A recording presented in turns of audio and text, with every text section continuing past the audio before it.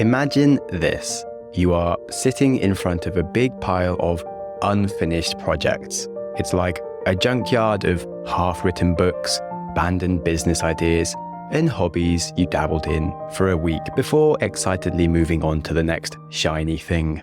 Now, imagine that each one of those projects is tied to your brain with a string. No wonder you are exhausted. In many ways, starting something that you'll never finish is a form of self-sabotage, and holding on to all that unfinished crap is screwing you over. It's stealing your energy and suffocating your creativity, and you probably don't even realize it. Welcome to the Growth Mindset Psychology podcast, where we dive into the messy, complicated world of human motivation and figure out how to actually get things done without losing our minds. You aren't here for fluffy, feel-good advice, and you also aren't here for toxic productivity tips to help you start getting up at 3 a.m. and ordering a side salad for your salad. No, this episode is for people who want to get themselves together, do meaningful work without burning out. I am Webster Harris, and like a lot of you, I am not a productivity robot. I've got ADHD and have started all the projects. I get bored really fast, and as such, I really don't care about the same old tips that you've heard a million times. Waking up early, do the hard stuff first, inbox zero, blah, blah, blah. I don't need that. I want strategies that actually work for messy, chaotic humans like me, because in reality, I think that is most of us. From witnessing my own sprawling mess of projects and what made some of them so successful, I have honed in on ways to make sure that I finish the things that matter and get rid of a lot of the mental clutter. And I want to help you work out how you can cut through the noise and focus on finishing the things that actually matter to you. And a question I'll pose is, what if the real problem isn't starting too many things, but holding on to the wrong ones? Today in the episode, I'm going to blow up some myths about productivity, explore why not finishing everything might be the smartest thing you can do, and I'll be sharing unconventional mindsets and strategies that I use to filter through ideas to actually get them done. Trust me, by the end of the episode, you'll be rethinking your whole approach. So stay tuned, it's going to be a fun episode. Llévate más de lo que esperas todos los días con el nuevo McValue en McDonald's. Ahora puedes comprar uno y sumarle otro por $1. Así que cuando tu equipo favorito enfrente a sus rivales, enfrenta tus antojos con $5 Meal Deals. Y si estás corriendo para alcanzar el desayuno, corre al app para llevarte ofertas antes del cutoff. Tú decides, y con McValue, tu decisión siempre rinde más. Precios y participación pueden variar. BOGO $1 válido para un producto de igual o menor valor. Debe estar registrado en Rewards para ofertas en el app. This episode is brought to you by Amazon. Sometimes the most painful part of getting sick is the getting better part. Waiting on hold for an appointment, sitting in crowded waiting rooms, standing in line at the pharmacy, that's painful. Amazon One Medical and Amazon Pharmacy remove those painful parts of getting better with things like 24/7 virtual visits and prescriptions delivered to your door. Thanks to Amazon Pharmacy and Amazon One Medical, healthcare just got less painful. It probably doesn't surprise or amaze you to hear that starting things you don't finish is wasting your time. It steals your creative output and energy from working on the things you do finish.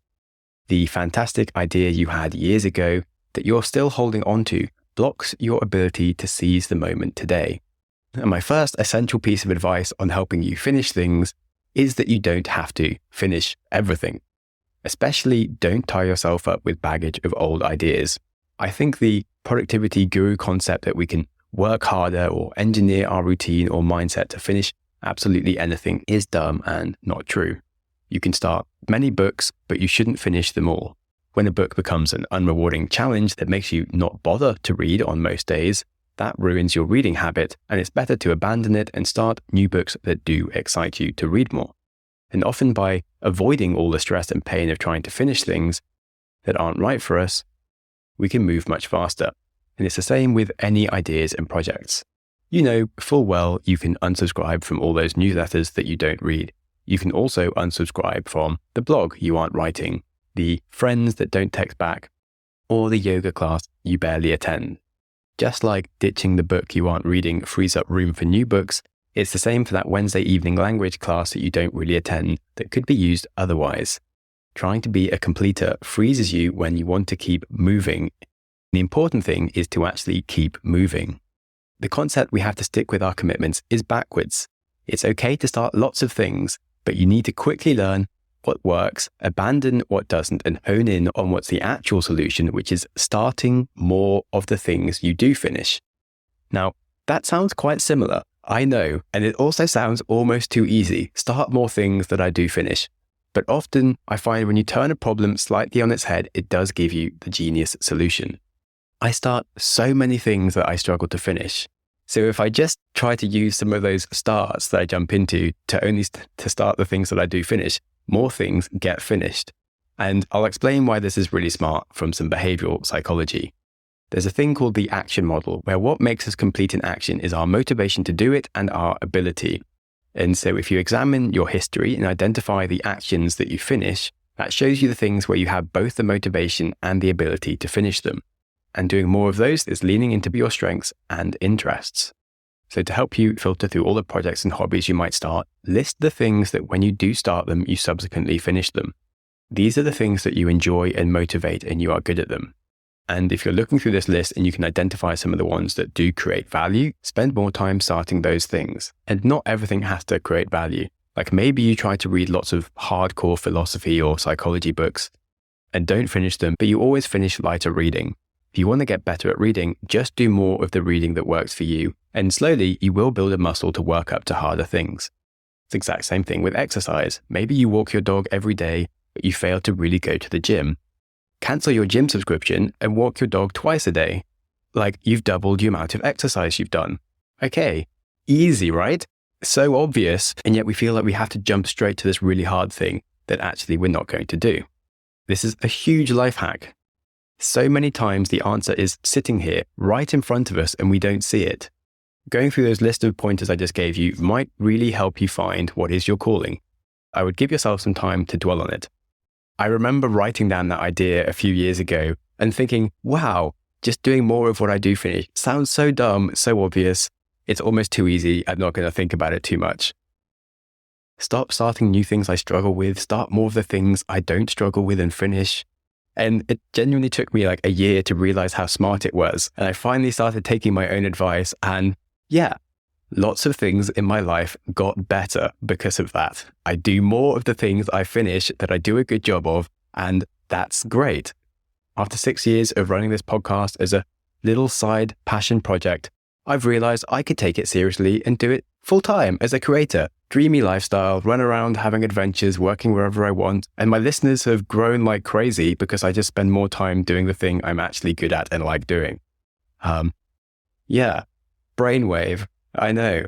So if you ever think I'm trying to pretend I'm a genius, trust me, it can take me years to realize a good idea when it's sitting right in front of me. But I think we've heard enough about this concept now. As I said, take that point seriously, but I do have other insights for you today.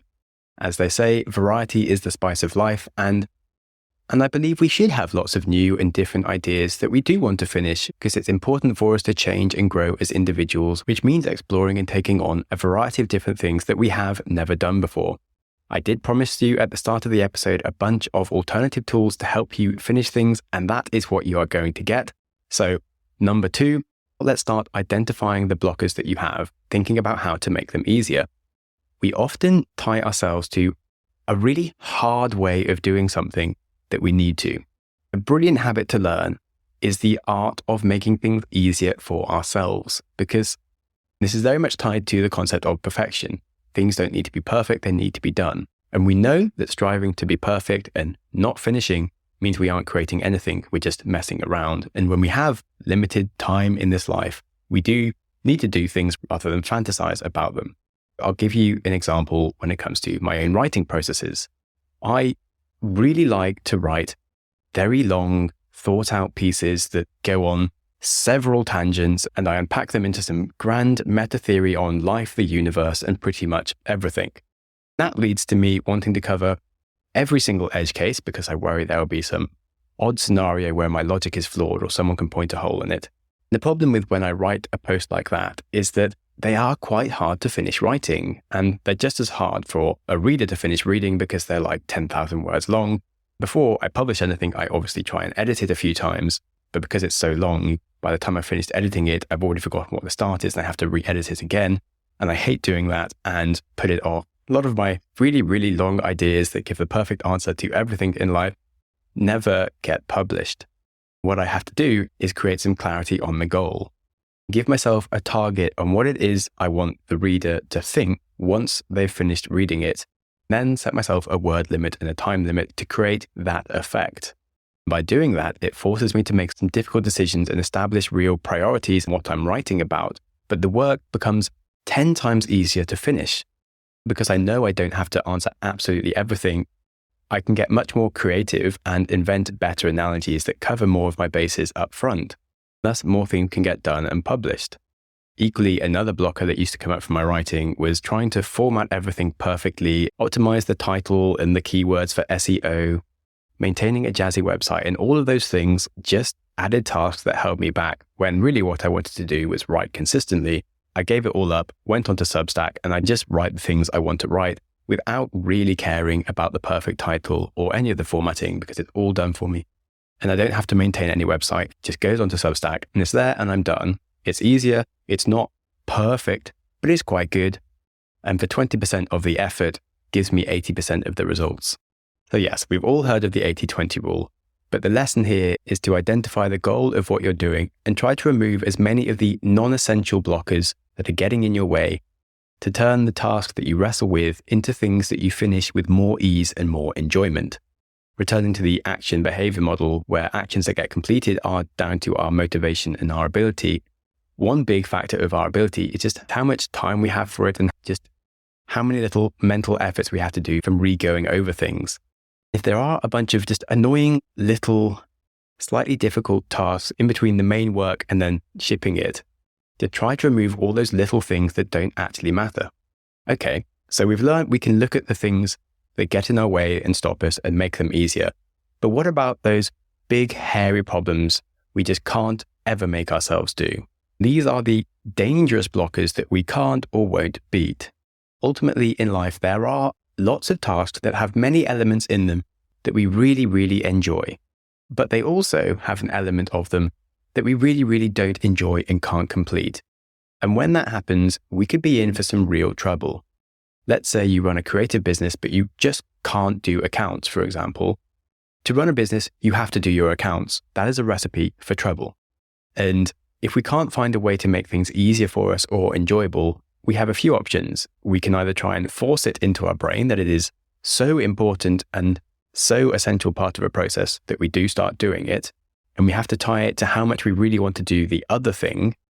But if we still can't do just the difficult, crucial aspect of the project, then that's a sign that it isn't right for us. Now, it's easy to come up with excuses, but they really don't help here. I have ADHD, for example. I could easily lean on the excuse that doing accounts is boring and not in my nature. But if I do want to run a business, I have to do accounts, so they do get done, and I put them off. I sometimes make mistakes. But when it comes to the time limit warning, I do stick on my headphones and just sit and do my accounts for a few days, and it's done. But other things that I don't like doing, like running social media and marketing for my podcast, it isn't 100% essential and it's boring, and I haven't done them at all for the entire time of the podcast. Now that the podcast is starting to grow and I'm getting better at many different elements and optimizing different things, I'm starting to look at the concept of marketing and be like, there's some fun things I can do with the way I write my descriptions and my copy, and it's changing to something I can now work on. But for 7 years, I ran the podcast without that blocking me from doing the thing that I enjoyed, because there's no point giving you a bunch of work that you don't enjoy and you aren't going to do. So when you are struggling with a hard thing, reassess if you can drop it, or look into how you can reframe it as something that is essential for your passion and you can enjoy it as a small sacrifice. And if you have really tied the concept that this hard thing is part of your passion and you still don't do it, then that might mean you aren't as passionate as you thought you were. Of course, with many things, there are ways to delegate and get help if you have a budget. And if you haven't got a budget, you might be able to trade your personal skills and time to help someone else do something that you are good at in return for them doing something for you. Remember, it doesn't have to be you doing every single thing. We know that life is short. Certainly wasting your time trying to build every single skill ever, you can certainly delegate. But whilst we're here on this point, we'd like to point out the danger where some processes do need to be done fully, otherwise they end up being worse than not doing anything at all. For example, you could look at the ketogenic diet, where when you follow it, your body burns fat and ketones instead of carbs. And thus, in a diet, you eat mostly fat, you get almost all of your calories from fat and also some protein, and you don't eat any carbs at all. Now, some people get excited by the concept that fat can be healthy for you and you can lose weight. Great. And they'll immediately start eating lots more fatty things, but they don't quite get around to avoiding all the carbs. And that means they up their calories a lot and they are never actually in ketosis. They just get fatter and unhealthier. And yeah, that is not the keto diet. You have missed an essential element of it, thus you've made everything worse. So sometimes it can damage you to pick parts of the process you like doing whilst avoiding the hard part that you're never going to do. And a diet like the keto diet is very extreme and most people aren't really going to follow it for a whole year. And they would definitely enjoy finding other ways to become a healthier person. And there are various projects out there and ideas that will be like that, where we're almost doing something. We're doing bits of the things that we like, but not the essential hard part. It's just damaging and wasting our time. Loads of people start a business for an app idea that they're like, this is going to change the world. This is great. And they don't want to talk to anyone and find out what people really want. And so they'll spend lots of money on getting someone to build an app. Takes a year of their time, ton of their money. They release the app. No one wants it because they didn't spend any time talking to customers and building little features that people like. So that's actually really hard. And it's easier to spend lots of money and fool yourself into thinking you're doing the right thing. And they waste a year or two of their life and lots of their money. So you have to be really, really conscious of if you're starting a project and you're going to skip the most important essential element and not do it properly, you are actually making it worse. At some level, you do have to accept who you are and the things you can or can't do currently and not start the whole project unless you're willing to do the essential hard part or get someone else to do it for you. As they say with growth mindset, you can do anything, but you can't do everything. Ultimately, trying to take on really, really hard things that you don't enjoy sap your time and energy. And you might drop the things you're good at doing to try and do the things that you aren't good at, when it makes more sense to lean into your strengths. So you should remember you don't have to fight every single obstacle in your way. Some of these blockers will waste your time. Some of them will hold you back and actually make things worse for you. A lot of these you can give to someone else. So the most important thing is to identify these critical blockers and then either do them, delegate them, drop them completely, or avoid the entire project if it's actually going to make your life worse. The conclusion we got to there is something I have heard before, that do it, delegate it, drop it. But I do have some fresh ideas in the oven coming up for you. I think we all have these moments in life where we have this big idea for a business or a song so good it would be sacrilege not to do it really well. But what happens is we sit on them for a year or maybe 5 years and we actually just build up creative constipation. But what do you do about it? Well, you can find out after the break to talk about our sponsors that keep the show running. But if you are interested in saving time, you can join the premium subscription to remove all the ads as well as unlock some bonus extra content. I'll catch you on the other side. Hit pause on whatever you're listening to and hit play on your next adventure. Stay 2 nights and get a $50 Best Western gift card. Life's a trip. Make the most of it at Best Western. Visit bestwestern.com for complete terms and conditions. Sergeant and Mr. Smith, you're gonna love this house. Bunk beds in a closet? There's no field manual for finding the right home. But when you do, USAA Homeowners Insurance can help protect it the right way. Restrictions apply. This episode is brought to you by Indeed. When your computer breaks, you don't wait for it to magically start working again. You fix the problem. So why wait to hire the people your company desperately needs? Use Indeed's sponsored jobs to hire top talent fast. And even better, you only pay for results. There's no need to wait. Speed up your hiring with a $75 sponsored job credit at Indeed.com/podcast. Terms and conditions apply. As we've already learned, starting things we ultimately don't finish does steal our creative output, productive time, which is damaging, and time is the only thing we can't get back. The next tip I'm going to say I have also slightly heard before, which is valuing your time. It's something you see so many young people not really understanding their value of at all until much too late. But once we truly value our time, we can be really focused on how we use it. And I certainly don't advocate for being overly analytical about every little 5 minutes and having a time block allowance on how long you can spend talking to your mother each week, etc.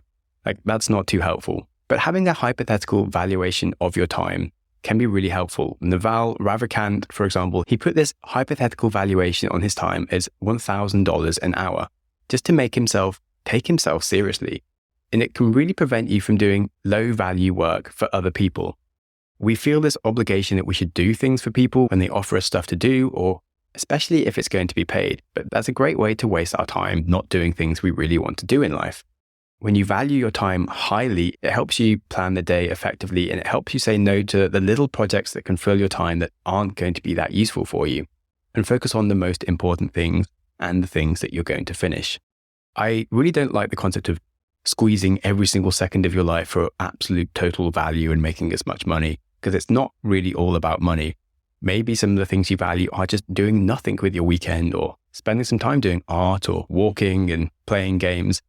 So purely a financial metric isn't always ideal, but a lot of people, if they did use a financial metric on their time for when they are working, could find that they only need to work 3 days a week with focus, and they could spend 4 days a week doing nothing because they have the skills to cut out all that overthinking and expansion of work to fill time that will chase you if you aren't being slightly ruthless with how you take on projects, what you choose to do, and where you waste your time, because whilst you're wasting time, you are wasting your potential. And this leads to my next point of where I think it's really, really important to refuse to work on things you don't want to do. The paid work and tasks that we get asked to do, we then become known for because that's what we've spent time doing. Thus, it becomes a regular part of our routine and even defines our life. The issue is doing things that don't align with us drains us and makes it harder to motivate ourselves to start doing other things. And this can be very hard when you're starting something early if you are trying to become a freelancer or start a business. Maybe you want to become a writer for thriller and mystery podcasts, and you're a good copywriter and someone pays you to write some copy for a marketing podcast. Because of that, you get another client for a business podcast. Next thing you know, you work on 3 more marketing podcast projects, and you're not doing any of the mystery writing that was the point, which is why you got into writing for podcasts. The work stresses you out and drains you and leaves you creatively spent and unmotivated to work on the thing you wanted to do. It's not easy, but you actually do have to say no to a lot of opportunities if you really want to achieve a specific goal. As I've said, action is motivation plus ability. But if you tire yourself out from doing work that you don't enjoy, you won't have the motivation or ability to do other stuff. A lot of the reasons in life we struggle to get round to doing the things we are passionate about is because we're too busy and too blocked by the other things. You have to have a framework that helps you say no to stuff. You do need to spend some time looking at your big goals in life, what you really want to achieve, and ask yourself how much time you spend on things that push you in the right direction. And it's part of the reason that you're not achieving these goals and starting projects you want to do and not finishing them because you're too busy with projects you don't actually want to be doing. So many of us spend time doing things just because that's what we already do and they don't know how to stop doing it. They aren't asking themselves the hard question of if this thing is really worthwhile or if they're doing it just because they feel like they should be doing it. And what I really love here is this point nicely conflicts with my very first piece of advice of doing the things you do finish. And life is complicated and full of paradoxes. Sadly, if you are known for working on and finishing things that you don't want to be doing, you do have to work less on the things you finish and spend time jumping into those things that you've never had time to finish. Yes, that is annoying and scary and some things might go wrong. And plenty of things will probably go wrong in the process. But it is okay to take some small steps here. You might not want to get completely rid of all the things you don't want to be doing and try to cut back a little bit. Perhaps don't quit your job straight away. Maybe try to free up some of your side projects so you're only working on one thing you like, and try to reduce the main big things you work on from 5 days a week to a part-time job if you can, to really give that part-time thing a chance. And for example, before I started this podcast, I ran several different side businesses. I had an adventure company, I ran a dev agency, I had 3 other podcasts. And yeah, obviously, that wasn't going to be a great life strategy. And I was like, whoa, I want to have one side project that is the only thing I do. So I ended up being just an entrepreneur that had just one side project that was this podcast. Of course, I had plenty of sport-based hobbies and activities with other people, but this was my only slightly hustle hobby that I had. And that really gave myself the space to be creative that I wasn't getting whilst I was running my business. Okay, and now onto my final, possibly my favorite idea when it comes to the whole concept of getting things done. And that is to realize that our really crazy, amazing, big ideas are just stepping stones. I find I'll have some overwhelmingly brilliant idea, at least I think it's a brilliant idea. And I feel I have to do it perfectly, and it's going to be the thing that blows up. It's going to be like a comedy sketch so funny I go viral and the rest of my life is perfect, or a business so good I'm obviously going to become a billionaire and never work again in my life. And the issue is, again, we get another angle that tries to make us do things perfectly. And whenever we get this idea that we should be doing something perfectly, it's probably wrong. As I've said earlier, perfection is a huge blocker to getting things done. And you'll really find that people who are new to something will have these big ideas that they hold on to and think they have to do perfectly, such as a young founder who think their idea is so good, they're scared to even share it with others. They think they have to lock themselves away for 2 years and build this perfect app that's going to change the world, but it goes nowhere. Or someone who starts on YouTube has this idea for a YouTube video that they think is going to be absolutely amazing, but they don't have the skills with the camera. They don't have the skills to tell the story. They don't have the skills with the animation. And they're like, this is the best video idea ever, but I can't do it. And so they just don't make any videos at all. And I honestly have ideas like this all over the place, like a comedy sketch or a product feature, a new song, a social media post where I'm like, this idea is so good. I have to do it perfectly. But that is the wrong mentality. If I was to ever create that idea in the perfect state, it requires so much learning, so many new skills, which just takes so much time. It's so easy to just put these ideas in a pile of, I'll get around to them later when I'm some wizard at coding, a hilarious comedian who's won BAFTAs in sound production and can do everything exactly how they should be. And so you just leave them in this pile where they never happen. Sometimes I'll make a start on them, but I get stuck feeling I can't quite do them justice compared to the brilliant idea of it in my mind. And I develop this stupid internal sense that this is the best song ever or the best comedy sketch that I will ever have in my life. And this idea is so precious that this is your ticket to success. But I am going to tell you right now, it is the opposite. When you believe that an idea is so good that it has to be done perfectly, you stop working on things. You lose your creativity muscle. It just becomes a blocker, and it's a huge piece of creative baggage in your life that holds you back. Think of it as creative constipation. And the realization is that creativity is regenerative. The more you use creativity, the more time you spend being creative, the more it builds. You have to climb over that hurdle, jump over that hurdle, bang your head through that hurdle, whatever it is, just do the thing. Learn a few skills to make it happen, but don't get lost trying to learn skills. Just try and do things. And when you do things, that leads to having better ideas. What's interesting is that an idea that feels really good right now might only be 20% of the potential of the sorts of ideas you'll have in 5 years' time if you just keep on having ideas in that area. It's likely that if you write 100 songs, you'll be better at writing songs. But if you stop and wait, you're going nowhere. You have to become comfortable putting things out there in an imperfect state so you can learn and improve. The key here is developing momentum with which we can develop further skills and get better ideas. When a founder has an idea for a big business and after 1 month just ships some kind of crappy, stuck together product, they at least have something out there in the market that will give them some insights. They can test it with people. They can learn things they wouldn't have thought of, and that becomes a stepping stone to the next improvement or even a completely different business entirely that could be better. Like a perfect example of this is if you look at Mr. Beast, he started just making lots of videos that were crap. He slowly honed in on his formula that was good. And some of the ideas he had in his first year, he thought were really bloody good.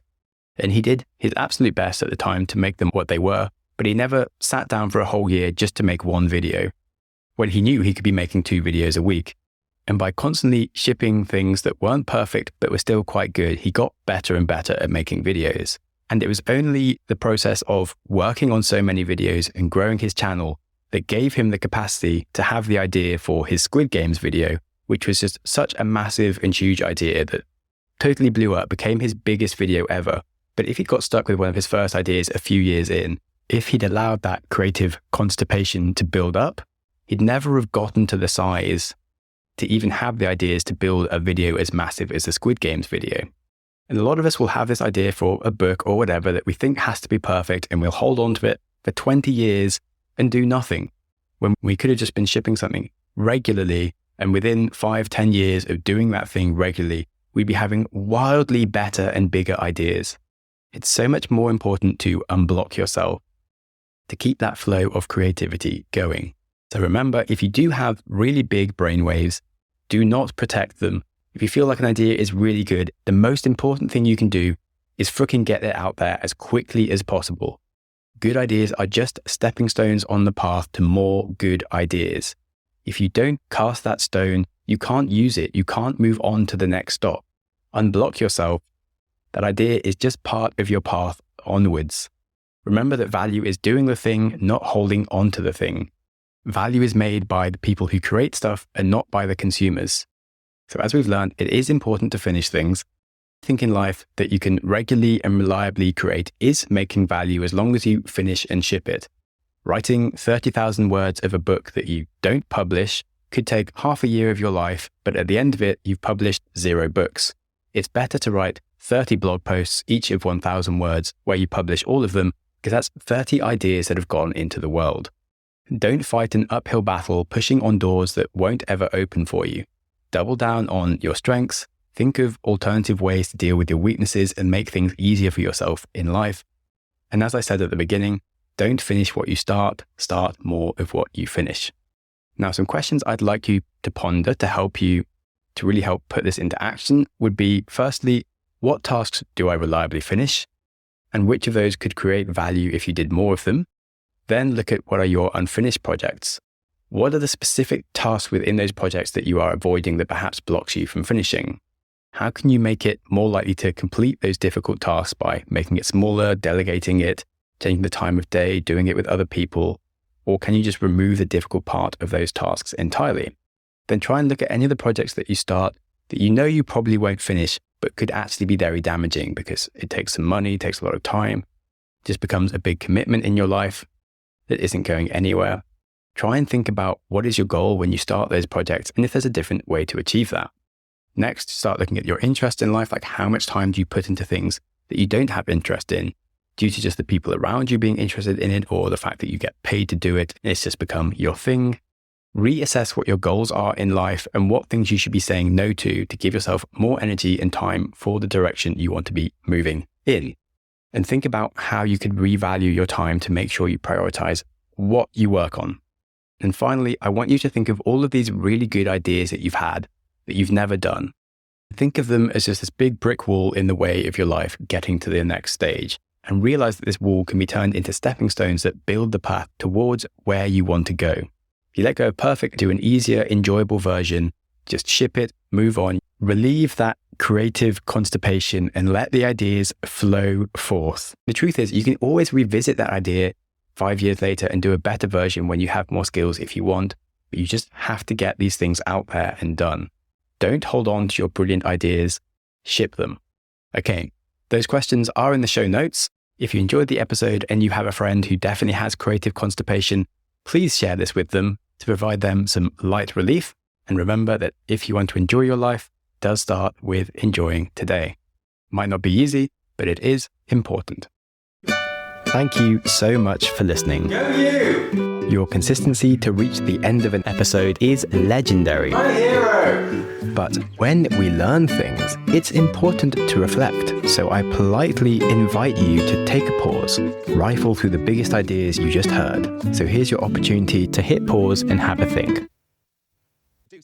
Okay, did you wrestle with some insights? Information doesn't stick when we race from one podcast to the next without using our brain to play with the knowledge. So here's another go at a pause. Alrighty, I'll let you off to continue with your life now. If you have any ideas or feedback for the show, I'm always interested to hear from you. You're the best! And other than that, please stay curious. Curious. Growing. Smiling for no reason.